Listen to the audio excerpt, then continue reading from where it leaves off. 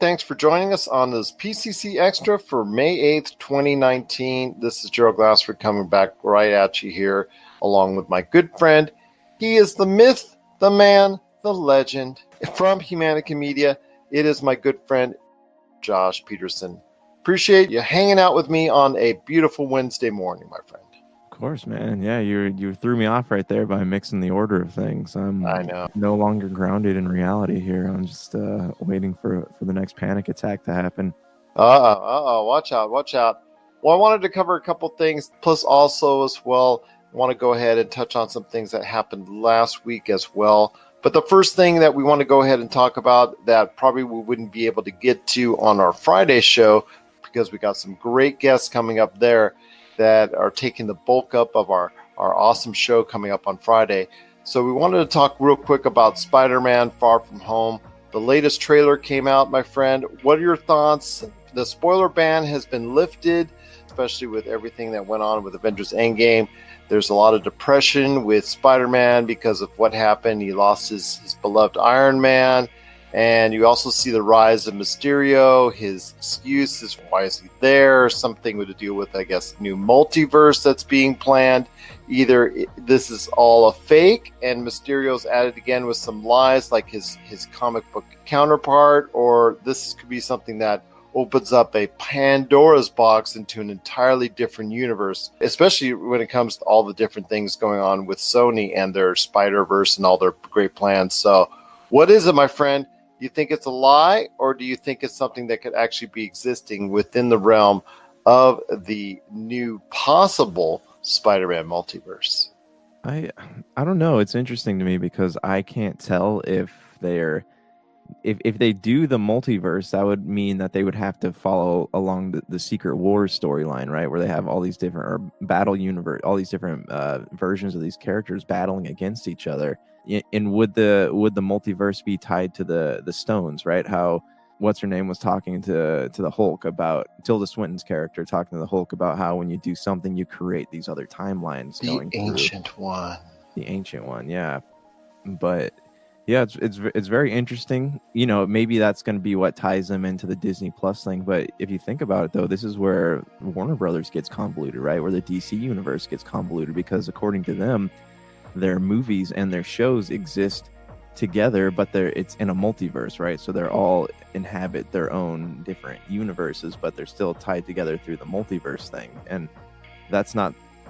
It's a little confusing, but it also feels like a cop-out. Like, you think Marvel's getting to the point where they would like to tell standalone stories instead of have everything connected, and you think that's maybe why they threw that out there? Or it could be, like you said, like Mysterio doesn't want, he's playing a trick, right? But it's also weird to me that they would have him get that involved with Peter Parker's life before having him turn into a bad guy. So I'm really not sure. Where do you stand on this? I'm not sure if I'm digging it either which way, my friend. I mean, if Mysterio stays a friend, then he's not really true to his character. And if he is lying and if he is playing a trick, then it leads up to, like I said, just opening up this entire multiverse type concept, which I'm not exactly entirely cool with. And the reason why is, if for the general audience that's out there, and even for hardcore fans like us, or fans, of the Marvel Cinematic Universe, if it becomes a little bit hard to follow now, just imagine when you're adding a multiverse and the different layers and the complexities that come with it. Just think how hard it will be to follow then, because you're talking about a lot of different things you have to go ahead and set up, a lot of different things you have to go ahead and implement in order to go ahead and stay anywhere near some type of cohesiveness. So I don't know, man. It just, this alternate timelines and all the stuff that they go ahead and set up in Avengers Endgame, it now lends itself to a lot of different things that can happen, but it also sets itself up for a lot of different things that could get people confused and could turn a lot of people off as well. Well, I like the idea if they followed this route, instead of having a multiverse, like maybe there was something. You know how, did you ever watch Smallville? Only a little bit. Okay, so in Smallville, the whole first 3 or 4 seasons revolves around how the the kryptonite, the pieces of the planet, radiated planet fell, right? And it gave all these people powers, and Clark's going around finding them. Some are good, some are bad. But I wouldn't mind that concept so much. Like maybe when the Infinity Gauntlet went off, like it tore holes in the fabric of time, and all of a sudden these people all had, powers that they didn't have before, so they're learning to deal with this stuff. Like that would be easier for me to follow.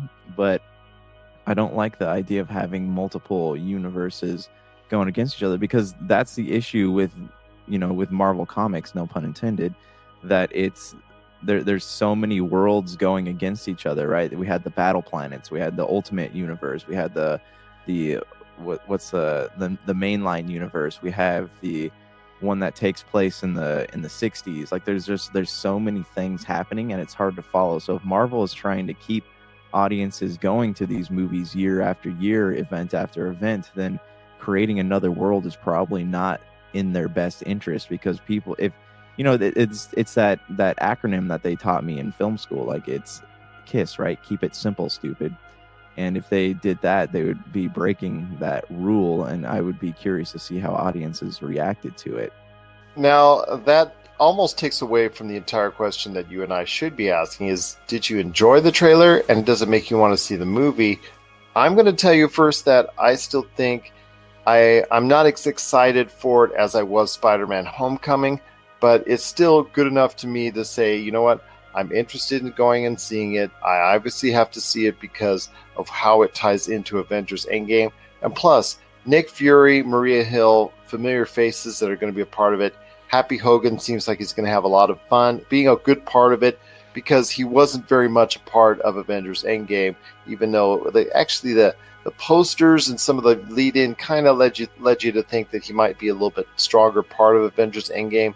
But yeah, it's for me, it's just kind of, okay, I'll see it, but I'm not sure you're going to get the type of success ratio that you once had when all the good vibes and all the good happenings were created with Spider-Man Homecoming came out, because there was a lot of goodwill and a lot of great interest in this reimagining of a new Spider-Man that came out at that point in time. Well, exactly. That's it. That's what it had on its side, was the fact that it was a reimagining. Everyone's like, is he going to be better than Andrew Garfield? Is he going to be better than Tobey Maguire? Where is he going to pick up? How is this going to... Are they going to do another origin story? Or are they going to completely pass over that? Because we've seen that enough times. Like, there was enough hype behind him to kind of carry him on to success. Whereas, and then we kind of got to know him more over the course of, 4 movies? Yeah. So, and Far From Home, it looks interesting. They did a clever job of marketing it by saying, this is the end of the Infinity Gauntlet saga, is officially happens with Spider-Man Far From Home.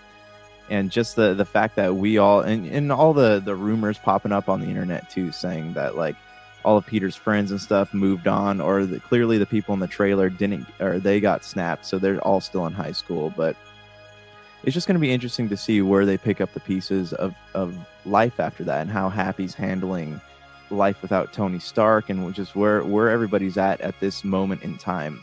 And I'm more like, I spent a lot of time Googling yesterday, is Mysterio going to be a bad guy in this? Because I kind of like the idea of him being a good guy and then eventually going mad, maybe not in this film, but another one. I just like to see Peter.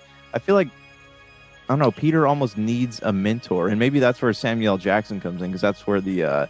like in the Ultimate Spider-Man comics, where Spider-Man really just makes a mess of everything. So first he has Tony Stark teach him how to be a superhero, because Nick Fury came in and said, we can't have you just running around, breaking everything. I like I said, I like the fact that Nick Fury is involved.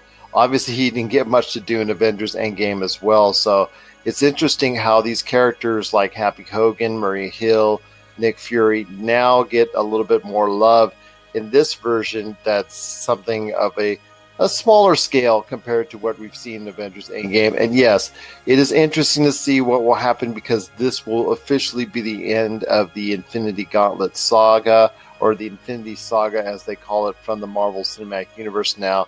And it will be something that, okay, even though a lot of people feel that Avengers Endgame is the Endgame, that this will actually put the final touch onto it as far as its entire, by then, 23 movie saga when it comes to the Infinity Saga for the Marvel Cinematic Universe. So that's something we'll have to be very interested in keeping track on.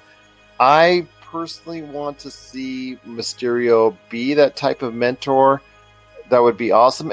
You know what? Actually, you always harken back to the Sam Raimi films, and the best part about the Sam Raimi films to me was the relationship between Spider-Man and Doc Ock, and that mentorship that was there before he went mad. So that could be something that, if it's done in a similar fashion, if there's a parallel between those two, then yes, something really could be done that's very well, very cohesive, and very easy to follow, and just very interesting as well. And Dr. Connor's an amazing Spider-Man. I know that's something that you very appreciate as well, but I do like the Doc Ock as far as that relationship that was there, and I think that's what makes that movie so special, is the relationship that those two had in that movie. As far as, was that Spider-Man 2? Doc Ock was Spider-Man 2. Dr. Connors was Amazing Spider-Man 1. Yeah, that's what I mean. I mean, as far as especially Spider-Man 2. I mean, you always talk about Spider-Man 2 being your favorite, and a lot of people consider it one of the best comic book movies that's out there. And I think part of it is because the relationship that Doc Ock had with Spider-Man in that film. And hopefully we'll see Mysterio transcend similar to that. And yes, it will probably lead to Mysterio being a bad guy at some point in time. But let's hope it materializes over the course of a period of a little while. But then again, we just saw that with Michael Keaton's Vulture and him taking place a little bit, where there's some affection, even though there's this love-hate relationship going on between Spider-Man and the Vultures. It looks like they're going to be doing something maybe a little bit different when it comes to Mysterio and going back to his comic book roots and just tricking Nick Fury, tricking Maria Hill and S.H.I.E.L.D., and tricking Peter Parker Spider-Man at some point in time down the road. Maybe it's within the same film, or maybe it's in another movie coming up. So we'll have to wait and see. Or will it lead into a bigger Sinister Six? Because they've obviously alluded to that as well. Yeah, that'd be really cool. But at the same time, not at the same time, but like, think about this: like, Jake Gyllenhaal, what kind of contract would he sign? Do you think he'd sign on for more than one movie? And also, which I hope that he would, because he looks really cool in the role of Mysterio. But if they spend more than half the movie making Peter and Mysterio like buddies, is there going to be enough time to really develop that downfall and descent into madness without losing big chunks of time in the film and still making it feel very impactful? We'll have to wait and see. Like I said, it is coming just around the bend here in July. Cannot wait to see it. It is Spider-Man Far From Home. Whether or not it clicks on all cylinders like did previously as Spider-Man Homecoming, I'm not sure it's going to. If there is a multiverse layer that's added or even approached by Marvel, that sets up for future movies that possibly could either help and enhance the Marvel Cinematic Universe, or it could make it a whole lot more convoluted, which will drive away a small or even a larger portion of the audience that follows it. Because if it comes to confusing, you know what? Then we have the DC Universe right there for you. What are your thoughts out there on Spider-Man Far From Home? Did you like the trailer that's filled with spoilers out there that just came out this week? Share us your thoughts, popculturecosmos@yahoo.com. Also as well, Pop Culture Cosmos, Humanica Media, and Game Source on Facebook, Twitter, and Instagram as well. Well, before we head on out, I want to cover a couple of issues, and that includes The Legend of Zelda. One of our associates that helps us out with our Facebook pages on Game Source and Pop Culture Cosmos, and I don't know, it was accident. I guess he just didn't check the date, but I don't even know how he brought that up in the first place. Maybe he was searching for it or whatnot, but he happened to appear on a 2015 story. Didn't see the date for the Legend of Zelda Netflix series and shared that as a current story. And my goodness, did it get everybody's dander up. Everybody was excited. Everybody was wanting to go ahead and actually look into it. Everybody was hoping for it. then all of a sudden realized, you know what, it was from a story from 2015 and that never materialized. Yes, during 2018, there were rumors that they were going to go ahead and start negotiations with the showrunner from Castlevania, but eventually that turned out to be a Devil May Cry series instead, which we reported on at the time. So nothing ever materialized. But when you look at the comments from 2018, when that happened, there were so many people much more interested in a Legend of Zelda series. I got to ask you, my friend, it's got to be approached at some point in time by Nintendo.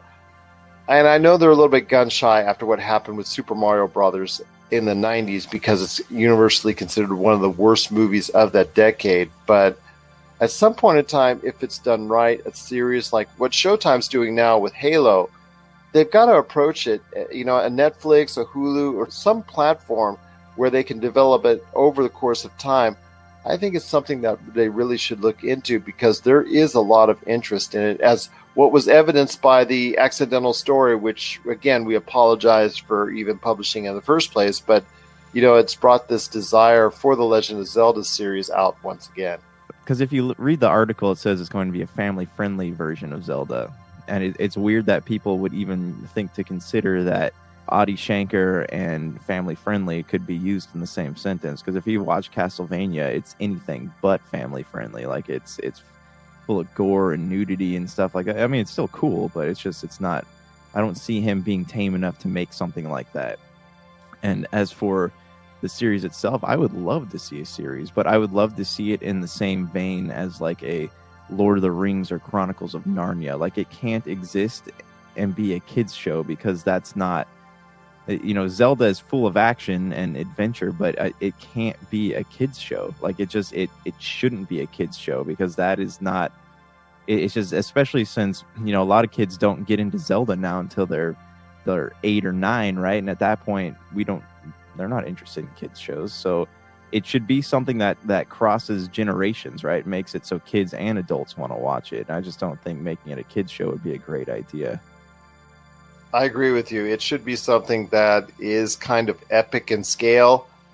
Like you said, in the realm of the Lord of the Rings, or even what's coming up that we're going to see from The Witcher, although that probably will be a little bit more hardcore. That'll be a little bit more, like you said, violent than what probably Nintendo would be going for.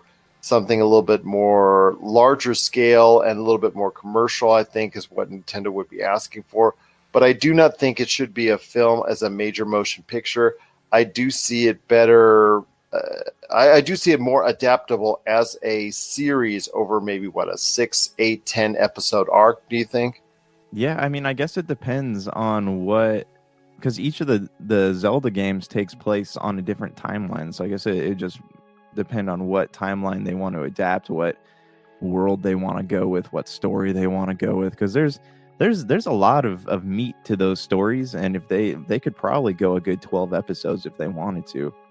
And again, we apologize for even putting it out there in the first place. It was our error. Like I said, the individual that posted it didn't actually check the date and check the validity on it, which goes against what we try to do here at Pop Culture Cosmos and Game Source. Unfortunately, like we said, it was something that was put out there by mistake, and in the thousands and thousands and thousands of stuff we post out there, it has happened a couple times before. That's why we don't do any more GIFs or any more JPEGs or any more that type of deal, because that's just been anything type of political that they accidentally put on there. Those have been issues that have given me a headache before, as far as people putting out there that I've had to let people go for. So, you know what? We apologize again for putting it out there, but it has created a whole lot of conversation in and of itself. There's a need for it. It's been our highest trafficked item that we've actually posted, whether it's accidental or not, what have you. It's been our highest traffic item that we have posted this week by far on both the Pop Culture Cosmos and Game Source pages. So even though we apologize for putting it out there actually has created a conversation large enough that we needed to talk about it right here at the Pop Culture Cosmos. What are your thoughts out there on hopefully someday having a Legend of Zelda series come to a format like Hulu or Netflix or even Disney Plus, that type of deal? Or would you like to see it on a larger scale, such as a major motion picture coming to maybe thousands and thousands of movie screens at some point in time down the road? Share us your thoughts, popculturecosmos@yahoo.com. All right, my friend, before we head on out, we got to pay our respects to Peter Mayhew. He unfortunately passed away, I believe, at the age of 74 last week. He is obviously most famous as playing the role of Chewbacca for many, many iterations of the Star Wars franchise, the Star Wars phenomenon. He was so much a part of it in the beginning, and unfortunately, his untimely passing has created a great sadness in the force that's out there among Star Wars fans. Your thoughts on Peter Mayhew's contributions to Star Wars before we head on out? Okay, so I didn't really know much about the man because Star Wars was just something I watched as a kid. I never really dove into the actors too much, but seeing the reaction people have to him, because was it Roger Moore died too on the same day? Was that a thing, or was that? He passed away in 2017. Oh, that's right. These people, man, it's all about that clickbait.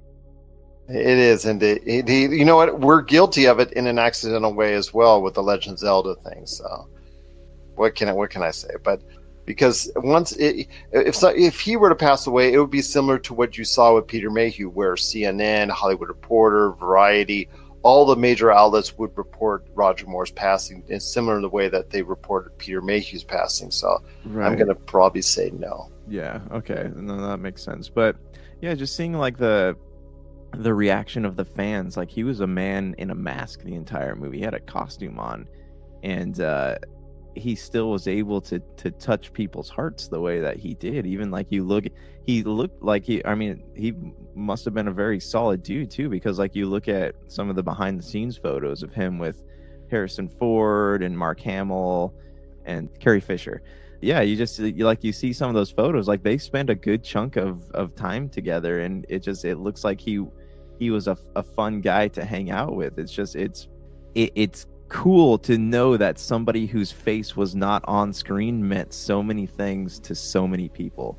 Peter Mayhew unfortunately passed away last week at the age of 74. That is legitimate. That is been reported by dozens and dozens of major outlets out there, and I know the Star Wars fanship out there that is just feeling it right now for him. And I know our friends at a Galaxy Far, Far Away, and Jay Bartlett, he hosted a special tribute show, so you want to check out that on the Nerdy Northerners Twitch channel that appreciates everything that Peter Mayhew contributed to the Star Wars universe. And he is a big part of that, and definitely should be remembered quite fondly for quite some time when it comes to his contributions as Chewbacca through all the great periods of time in the Star Wars universe.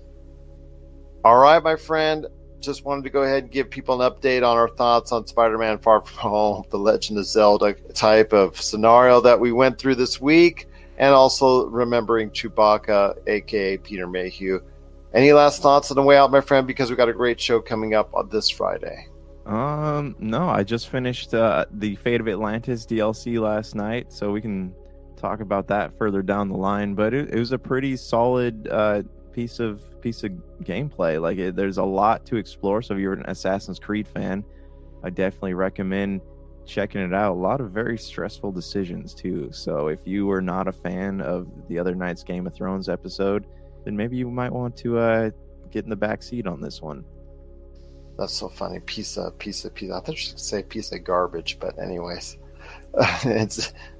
you were setting it up to be like that. So I was stuttering. I don't know what I was trying to say. Okay, fair enough. But yes, there is a lot going on when it comes to Game of Thrones. A beheading, in fact, that has caused quite a stir, as the intensity as we ramp up for the Battle of King's Landing is getting near, and the end of the episodes that are coming down the line, just winding down as far as the season is concerned for Game of Thrones.